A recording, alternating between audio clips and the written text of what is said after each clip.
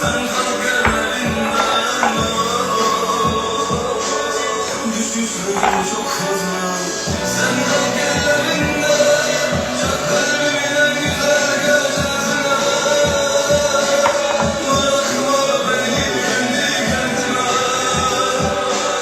bırakma beni kendi kendime. Düşüşlerim çok fazla. Açmadım tereddüt, gözümden düştüler. Oldum paramparça, sözümden gittiler. Ben de istedim kalmalarını, söyledim kalmadılar. Ne ettiysem ettim, olsun geri dönmem.